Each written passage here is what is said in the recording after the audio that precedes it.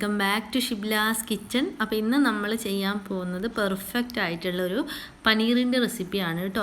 അപ്പോൾ നമുക്ക് പനീർ ഒരുപാട് കാര്യങ്ങൾ ഉണ്ടാക്കാൻ വേണ്ടിയിട്ട് ആവശ്യമുണ്ട്.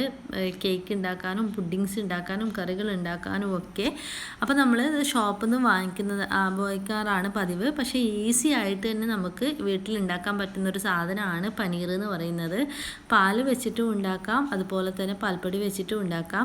ഞാനിപ്പോൾ പാലും പാൽപ്പൊടിയും കൂടി മിക്സ് ചെയ്തിട്ടാണ് ഉണ്ടാക്കിയിട്ടുള്ളത്. നല്ല പെർഫെക്റ്റ് ആയിട്ടുള്ള സോഫ്റ്റ് ആയിട്ടുള്ള പനീർ റെസിപ്പിയാണിത്. അപ്പോൾ നമുക്ക് എങ്ങനെയാണ് ഈ ഒരു പനീർ ഉണ്ടാക്കുന്നതെന്ന് നോക്കാം. അതിന് മുമ്പായിട്ട് നിങ്ങളെൻ്റെ വീഡിയോ ഇഷ്ടമാവുകയാണെങ്കിൽ ലൈക്ക് ചെയ്യാൻ മറക്കരുത് കേട്ടോ. അപ്പോൾ നമുക്ക് വീഡിയോയിലോട്ട് പോവാം. അപ്പോൾ നമുക്ക് ഈ ഒരു പനീർ ഉണ്ടാക്കാൻ വേണ്ടിയിട്ട് ആദ്യം ഒരു ബൗളിലോട്ട് 1 കപ്പ് പാൽപ്പൊടി എടുക്കാം. അപ്പോൾ പാൽപ്പൊടി നിർബന്ധമില്ല, പക്ഷെ പാൽപ്പൊടിയും കൂടി ചേർത്തിട്ട് നമ്മൾ പനീർ ഉണ്ടാക്കുകയാണെങ്കിൽ നല്ല സോഫ്റ്റ് ആയിട്ടുള്ളൊരു പനീർ നമുക്ക് കിട്ടും കേട്ടോ. അപ്പോൾ 1 കപ്പ് പാൽപ്പൊടിയിലോട്ട് നമ്മൾ ചേർത്ത് കൊടുക്കുന്നത് 1.5 കപ്പ് ഇളം ചൂടുള്ള വെള്ളമാണ്. 1.5 കപ്പ് ഇളം ചൂടുള്ള വെള്ളം തന്നെ എടുക്കാൻ വേണ്ടിയിട്ട് പ്രത്യേകം ശ്രദ്ധിക്കണം. ഇനി ഇത് നമുക്ക് നന്നായിട്ട് കട്ടയൊന്നും ഇല്ലാണ്ട് തന്നെ മിക്സ് ചെയ്തെടുക്കാം.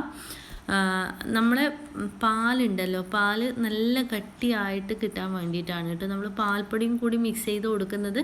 അപ്പോൾ പാൽപ്പൊടിയിൽ കുറച്ചും കൂടി ഫാറ്റ് കൂടുതലുണ്ടാവും, അതിന് വേണ്ടിയിട്ടാണ്. ഇനി നമുക്ക് പാലെടുക്കാം. ഞാനിവിടെ 1.5 ലിറ്റർ പാൽ എടുക്കുന്നുണ്ട്. അപ്പോൾ 1.5 ലിറ്റർ പാലും അതുപോലെ തന്നെ നമ്മൾ 1/2 ലിറ്റർ പാൽപ്പൊടി കലക്കിയ വെള്ളം കൂടി റെഡി ആയിട്ടുണ്ടല്ലോ. അപ്പോൾ അതും കൂടി മിക്സ് ചെയ്തിട്ടാണ് നമ്മൾ പനീർ ഉണ്ടാക്കി എടുക്കുന്നത്. അപ്പോൾ സാധാ കവറിൽ വരുന്ന പാലാണ്, പക്ഷേ കവറിൽ വരുന്ന പാലാണെങ്കിൽ ഫുൾ ഫാറ്റ് മിൽക്ക് എടുക്കാൻ പ്രത്യേകം ശ്രദ്ധിക്കണം കേട്ടോ. മിൽക്ക് ഇപ്പോൾ പലതരത്തിൽ വരുന്നുണ്ടല്ലോ, ഫുൾ ഫാറ്റ് മിൽക്കും ഫാറ്റ് കുറഞ്ഞ മിൽക്കും ഒക്കെ.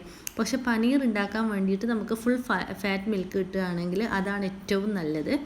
ഇനിയിപ്പോൾ 1.5 ലിറ്റർ പാലിലോട്ട് നമ്മൾ ഈ ഒരു പാൽപ്പൊടി നമ്മൾ മിക്സ് ചെയ്ത് വെച്ചിട്ടുള്ള ആ വെള്ളം കൂടി ചേർത്ത് കൊടുത്തിട്ട് നന്നായിട്ടൊന്ന് മിക്സ് ചെയ്തെടുക്കുക.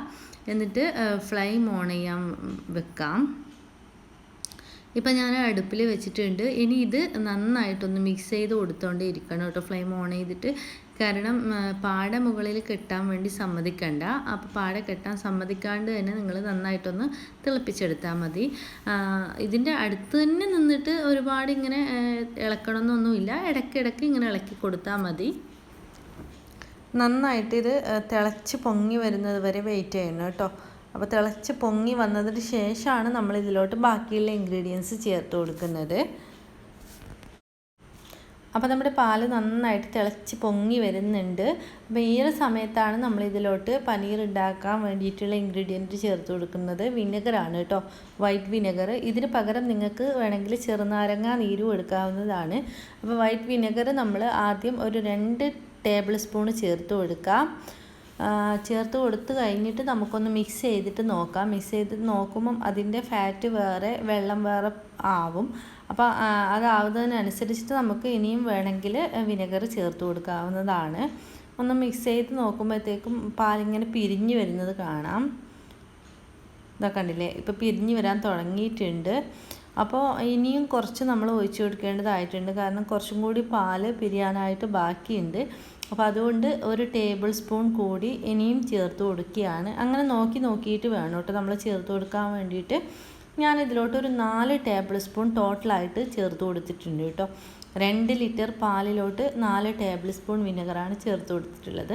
അതിപ്പോൾ പ്രത്യേകിച്ചിട്ട് കണക്കായിട്ട് നിങ്ങൾ ചേർത്ത് കൊടുക്കണമെന്നൊന്നുമില്ല. നിങ്ങൾ കുറേശ്ശെയായിട്ട് ചേർത്ത് കൊടുത്തിട്ട് നോക്കിയിട്ട് ആ പാലിൻ്റെ ഫാറ്റൊക്കെ ഇതുപോലെ വരുന്നത് വരെ ചേർത്ത് കൊടുത്തിട്ട് ഒന്ന് ഇളക്കി കൊടുത്താൽ മതി. ഇത് റെഡിയായി എന്ന് നമുക്ക് മനസ്സിലാക്കാൻ പറ്റുന്നത് എങ്ങനെയാണെന്ന് വെച്ചാൽ ഈ ഫാറ്റൊക്കെ ഇറങ്ങി വരുന്നില്ലേ, ആ പനീറൊക്കെ ഇതുപോലെ മുകളിലോട്ട് ഇങ്ങനെ പൊങ്ങി വരുന്നില്ലേ, ആ ഒരു സമയത്ത് അടിയിലുള്ള വെള്ളത്തിൻ്റെ കളർ ചേഞ്ച് ആയിട്ടുണ്ടാവും. ഒരു യെല്ലോയിഷ് കളറിൽ ഒരു വെള്ളം പോലെ ആയിട്ടുണ്ടാവും. ആ ഒരു പരിവം ആവുമ്പോഴത്തേക്കും ഫ്ലെയിം ഓഫ് ചെയ്തിട്ടാൽ മതി കേട്ടോ. അല്ലെങ്കിൽ ആ ഒരു പരിവം ആയി കഴിഞ്ഞതിന് ശേഷം ഫ്ലെയിം ഓൺ ചെയ്ത് വെച്ചാൽ വീണ്ടും ഹാർഡായി പോകാൻ സാധ്യതയുണ്ട് നമ്മുടെ പനീർ. അപ്പോൾ ഇതുപോലെ വെള്ളം വേറെ ഇതിൻ്റെ ഈ ഒരു ഫാറ്റ് വേറെ ആയിക്കഴിഞ്ഞാൽ നമ്മൾ അപ്പം തന്നെ ഫ്ലെയിം ഓഫ് ചെയ്യുക.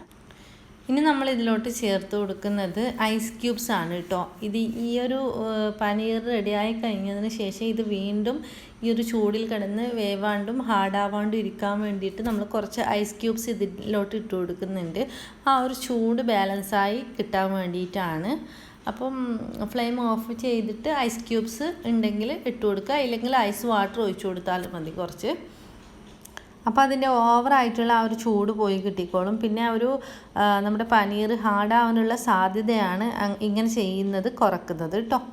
ഇനി നമുക്ക് ഇത് അരിച്ചെടുക്കാം. അതിന് വേണ്ടിയിട്ട് ഒരു അരിപ്പ പാത്രം എടുക്കുന്നുണ്ട്. അരിപ്പ പാത്രത്തിലോട്ട് ഞാനൊരു വൈറ്റ് തുണി, വൈറ്റ് തന്നെ ആവണമെന്നില്ല, നല്ല നീറ്റായിട്ടുള്ള ഏതെങ്കിലും ഒരു തുണി എടുത്തിട്ട് ഇതിലോട്ട് ഒഴിച്ചു കൊടുക്കുകയാണ് ചെയ്യുന്നത്. ഇപ്പോൾ ഈ അരിപ്പ പാത്രത്തിൻ്റെ അടിയിൽ വെള്ളം ആറാൻ വേണ്ടിയിട്ട് വേറൊരു പാത്രം കൂടി വെച്ചിട്ടുണ്ട് കേട്ടോ. അതിൻ്റെ മുകളിലോട്ടാണ് ഈ തുണി ഇട്ട് കൊടുത്തിട്ടുള്ളത്. അതിലോട്ട് നമ്മൾ തയ്യാറാക്കി വെച്ചിട്ടുള്ള ആ ഒരു പനീറിൻ്റെ ആ ഒരു കൂട്ട് ഒഴിച്ചു കൊടുക്കുക. എന്നിട്ട് ആ വെള്ളം മുഴുവനായിട്ടും പിഴിഞ്ഞ് കളയുക. വറ്റിപ്പോയതിന് ശേഷം വെള്ളം മുഴുവനായിട്ടും പിഴിഞ്ഞ് കളയണം. നിങ്ങൾക്ക് എത്രത്തോളം പിഴിഞ്ഞിട്ട് ഈ വെള്ളം കളയാൻ പറ്റുന്നുണ്ടോ അത്രത്തോളം പിഴിഞ്ഞ് കളയണം കേട്ടോ. അപ്പോൾ ഇത് ചൂടായതുകൊണ്ട് തന്നെ നമുക്ക് ഇതിൻ്റെ വെള്ളം ഒന്ന് പിഴിഞ്ഞ് കളയാൻ വേണ്ടിയിട്ട് കുറച്ച് ബുദ്ധിമുട്ടാവും. അത് ഒന്ന് സഹിച്ചിട്ട് കുറച്ചൊന്ന് പിഴിഞ്ഞ് കളയുക. പിഴിഞ്ഞ് കളഞ്ഞതിന് ശേഷം നമ്മൾ ഈ ഒരു പനീറിൻ്റെ ഈ മിക്സ് ഉണ്ടല്ലോ, ഇതൊന്ന് നമുക്ക് ഒന്ന് ലെവൽ ചെയ്ത് കൊടുക്കണം.